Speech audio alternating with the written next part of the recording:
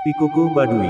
Pikuku Baduy adalah larangan adat yang memandu aktivitas warga Baduy ini yang didasarkan pada ajaran Sunda wiwitan Baduy masyarakat tidak berubah dan tidak melanggar segala sesuatu dalam hidup sudah ditentukan. Semua kegiatan harus berdasarkan Baduy Sunda wiwitan pilar agama pilar Baduy, yang merupakan agama yang mukus wiwitan Sunda, Ngawalu, memuja Ngalaksa, Ngalanjak, Ngapundayan dan Ngareksaken sasaka warisan. Doktrin harus ditaati oleh para pemimpin tradisional yang puun. Puun harus dihormati dan diikuti aturan karena Puun Segalan adalah keturunan Batara. Di Provinsi Banten ada komunitas dinamis dengan kehidupan yang sangat sederhana tergantung terutama pada budidaya padi dan terlepas dari perkembangan zaman, adalah masyarakat yang sangat tertutup dari pengaruh budaya asing, yang dikenal sebagai Baduy masyarakat, atau orang-orang Baduy. Komunitas ini mendiami lereng pegunungan Kendeng dengan luas sekitar 5.101,85 hektar. Secara administratif terletak di Desa Kanekes, Kecamatan Leuwidamar, Kabupaten Lebak, Provinsi Banten, rentang 160 km sebelah barat kota metropolitan Jakarta. Baduy nama pada awalnya tidak dari orang-orang Baduy sendiri, warga Banten Selatan yang memiliki agama Islam, yang biasa disebut Baduy, sebutan kepada orang-orang yang tidak Kanekes yang bercirikan bertelanjang kaki, pantang berkendaraan, pantang sekolah formal. Orang Baduy, baik etnis, geografis, sejarah, bahasa, juga dalam pengakuan mereka sendiri adalah Sunda, untuk membedakan dengan orang Sunda lainnya yang tinggal dan dari luar daerah Baduy. Mereka menamakan dirinya Sunda Wiwitan, masyarakat yang awala atau wiwitan istilah Sunda untuk Baduy. Pemahaman tidak hanya terbatas pada etnis atau subetnis, tetapi juga mencakup geografi, sejarah, bahasa, budaya termasuk adat istiadat dan kepercayaan. Populasi Baduy berjumlah 10.879 jiwa, 5.465 pria dan jiwa perempuan 5.414, berdasarkan data sensus penduduk Desa Kanekes tanggal 28 Februari tahun 2008. Dilihat dari tahun-tahun sebelumnya, demografi pertumbuhan penduduk yang cepat dari 1,79% per tahun. Sebagai warga pertumbuhan yang cepat, perubahan lahan perumahan wilayah juga meluas terus berkembang. Dalam Peraturan Daerah Nomor 23 Tahun 2001 oleh posisi, di dalam dan di luar, warga berlindung, Baduy administratif dibagi menjadi dua, Baduy dan Baduy luar. Masyarakat Baduy, sebesar 1.053 jiwa menempati tanah yang dihuni 3 desa, Cikeusik, Cikertawa dan Cibeo. Orang Baduy yang berjumlah 9.826 jiwa menempati lahan yang dihuni 57 desa dan 5 daerah membelah desa.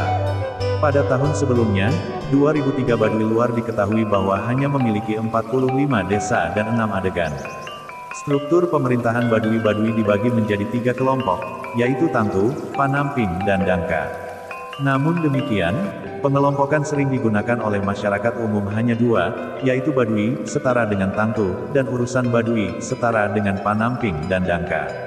Pandangan hidup pandangan dunia, wiwitan orang Sunda dipandu oleh Pikuku. Aturan adat yang mutlak, Pikuku adalah aturan dan cara bagaimana seharusnya, wajib untuk bepergian sebagaimana diamanatkan leluhur hidup, nenek moyang. Ini adalah orientasi Pikuku, konsep dan kegiatan keagamaan Baduy. Sampai sekarang Pikuku Baduy tidak berubah apapun, sebagaimana yang termaktub dalam buyut leluhur pengganti. Kakek buyut adalah segala sesuatu yang melanggar Pikuku. Kakek buyut tidak dikodifikasi dalam bentuk teks, tetapi distribusi Pikuku, mutlak aturan adat menjelma di Baduy tindakan sehari-hari dalam berinteraksi satu sama lain, lingkungan alam dan Tuhannya. Pikuku kakek buyut dari masyarakat Baduy, sebagai berikut. Buyut nu ditipken ka Puun, buyut yang dipercayakan kepada Puun.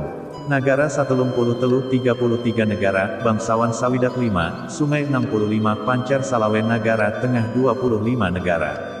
Gugum temenang dilebur, gunung tidak harus dihancurkan, lebak temenang diruksak, lembah tidak boleh dirusak, larangan temenang ditempat, larangan tidak boleh dilanggar, buyut temenang dirobah, kakek buyut tidak dapat diubah, lojor temenang dipotong, panjang tidak dapat dipotong, pondok temenang disambung, singkat untuk tidak terhubung, nu berbaring dilainkan kudu, lain dihilangkan. Nu ulah kudu diulahkan, yang lain harus dipertimbangkan lain, nu enya kudu dienyakan, yang benar-benar harus dibenarkan, nipit kudu amit, taking harus mengatakan selamat tinggal, ngala kudu menta, taking harus bertanya. Ngeduk cikur kudu mihatur, mengambil kencur harus memberitahukan bahwa mendapat. Nyokel jahe kudu micarek, mencungkil jahe harus memberitahu, ngagedak harus berhati-hati, gemetar pohon sehingga harus memberitahu bergulingnya pertama. Nyaur kudu diukur, berbicara harus diukur. Nyabda kudu diunggang, dikatakan dipikirkan dengan baik sehingga tidak sakit. Ulah ngomong sageto-geto, jangan bicara sembarangan. Ulah lemek sadaek-daek, tidak berbicara santai. Ulah mailin papanjingan, tidak mencuri meskipun kekurangan. Ulah jinah papacangan, tidak percabulan dan kencan kudu ngadek sacekna, harus menebang sesuai kebutuhan, nilas saplasna, pemotongan setebasnya. Akibatnya, matak burung jadi ratu, bisa gagal untuk menjadi pemimpin. Matak edan jadi menak, bila dapat bangsawan, matak pukul pengaruh bisa hilang pengaruh, matak hambar komara, bisa kehilangan otoritas, matak temahi juritan, bisa kehilangan berkelahi, matak tejaya perang, bisa kalah perang. Matak eleh jajaten, dapat kehilangan keberanian. Matak eleh kasakten, bisa hilang magic. Pikuku Baduy juga terrealisasi pada kelembagaan yang ada di lembaga-lembaga tradisional Baduy dipimpin oleh 3 puun, ketiga pemimpin atas berasal dari 3 desa di sakral Baduy, yaitu Cibeo, Cikeusik dan Cikartawana, adalah keturunan suci. Puun leluhur, nenek moyang, wajib untuk melestarikan bumi dan dapat menyebabkan warga Pancer berpedoman pada ketentuan adat pikuku atau mutlak sebagai panduan untuk perilaku. Selain itu, ketentuan adat yang melarang kebiasaan Baduy dan cara hidup adalah pedoman yang harus dijalankan dengan benar. Isi larangan adat Baduy adalah dilarang untuk mengubah air cara seperti membuat kolam ikan atau drainase. Dilarang mengubah bentuk tanah seperti sumur atau meratakan tanah, tidak masuk ke hutan untuk menebang pohon disimpan. Dilarang menggunakan teknologi kimia, dilarang perkebunan tanaman. Dilarang memelihara binatang seperti kambing dan kerbau berkaki 4. Dilarang pertanian sembarangan berpakaian dilarang. Leluhur pengajuan dan kakek buyut pikukuh nenek moyang semua orang Baduy dilakukan secara lisan dalam bentuk ceramah di setiap upacara ujuran tradisional, pidato bermusyawarah adalah prinsip Baduy. Sunda Wiwitan, Sunda, awal Sunda, Sunda nyata, atau asli Sunda, adalah sebuah sistem kepercayaan agama tradisional Sunda. Budaya ini memuliakan kekuatan alam dan semangat nenek moyang yang tidak dan bukan animisme dan dinamisme. Para pengikut sistem kepercayaan ini dapat ditemukan di beberapa desa di Jawa Barat, seperti Kanekes, Lebak, Banten, Ciptagelar Kasepuhan Banten Kidul, Cisolok, Sukabumi, Kampung Naga, dan Cigugur, Kabupaten Kuningan. Dalam carita Parahyangan Iman ini disebut Jati Sunda. Praktisi menegaskan bahwa Sunda Wiwitan telah menjadi bagian dari cara hidup mereka sejak zaman kuno, sebelum kedatangan agama monoteistik. Kitab suci Sunda Wiwitan disebut Sanghyang Siksakanda Engkaresian, itu adalah teks didaktik dari bimbingan agama dan moral, aturan dan pelajaran. Teks ini diidentifikasi sebagai Kropak 630 oleh Perpustakaan Nasional Indonesia. Menurut Kokolot, sesepuh desa Cikeusik, orang-orang Kanekes tidak penganut Hindu atau Buddha, agama mereka mengikuti sistem dari keyakinan bahwa memuliakan dan menghormati roh leluhur. Namun, selama ini waktu Sunda Wiwitan telah dipengaruhi oleh dan dimasukkan sampai batas tertentu, unsur-unsur Islam. Kekuatan spiritual tertinggi di Sunda Wiwitan adalah Sang Hyang Kersa, the Powerful, atau Nungersaken, dia siapa yang memiliki will. Yang tertinggi ini juga disebut dengan beberapa nama atau judul ilahi, seperti Batara Tunggal The One, Batara Jagat penguasa alam semesta, dan Batara Sedaniskala. Sang Hyang Kersa berada di tertinggi dan ontologi dan sistem kepercayaan paling suci ranah disebut Buana Nyungcung. Brahma, Wisnu, Siwa, Indra, Yama, dianggap bawahan dari Sang Hyang Kersa. Menurut Sunda Wiwitan ontologi, yang semesta terdiri dari 3 alam. 1. Buana Nyungcung, The Runcing Realm, atau Puncak Realm, alam paling atas, tempat tinggal tertinggi Sang Hyang Kersa. 2. Buana Panca Tengah, The World Tengah, Bumi, alam manusia dan hewan, dengan 5 arah mata angin, timur, barat, utara, selatan, dan pusat zenit.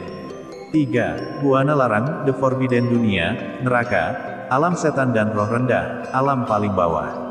Antara Buana Nyungcung, puncak alam, dan Buana Panca Tengah, bumi, ada 18 lapisan alam, diatur dalam urutan penurunan kesucian dari atas ke bawah. Yang paling atas ini sorga disebut bumi suci alam padang, atau sesuai dengan Kropak 630, Sang Hyang Siksakanda Engkaresian, alam kahyangan atau Mandala Hyang. Tertinggi kedua dunia ini adalah tempat tinggal Nipohaci Sang Hyang Asri dan Sunan Ambu. Sang Hyang Kersa menciptakan 7 Batara di Sasaka Pusaka Buana, tempat di bumi. Tertua dari Batara ini disebut Batara Cikal dan dianggap sebagai nenek moyang orang-orang Kanekes. Batara lainnya memerintah berbagai lokasi di tanah Sunda. Sistem nilai Sunda wiwitan berdasarkan diinternalisasi, tertulis dan tidak tertulis norma-norma. Norma tertulis aturan dan pantangan yang mengatur cara hidup pengikut, sedangkan norma tidak tertulis yang pemahaman internal dan individual iman. Konsep dasar dan prinsip Sunda wiwitan ini didasarkan pada 2 hal, cara ciri manusia dan cara ciri bangsa. Kedua prinsip yang disebutkan oleh orang tua Sunda wiwitan, namun tidak secara eksplisit disebutkan dalam Siksa Kanda Engkaresian, teks suci Sunda wiwitan. Cara ciri manusia terdiri dari unsur-unsur dasar kehidupan manusia. Ini terdiri dari 5 fundamental: welas asih, cinta dan kasih sayang, usuk undak, tatanan sosial dan keluarga, tata krama, agar perilaku dan aturan perilaku, seperti kesopanan dan courteousness. Budi bahasa dan budaya sistem nilai. Wiwaha Yuda Narada, Yuda, yang berarti perang atau pertempuran. Prinsip ini mengacu pada karakteristik manusia penting dari selalu menjadi waspada atau mencurigakan dari pengaruh asing atau tidak dikenal. Ini mencerminkan konservatisme yang melekat dan resistensi terhadap perubahan dalam kehidupan desa tradisional. Ini menyiratkan bahwa pengaruh tidak sesuai dengan tradisi harus ditolak.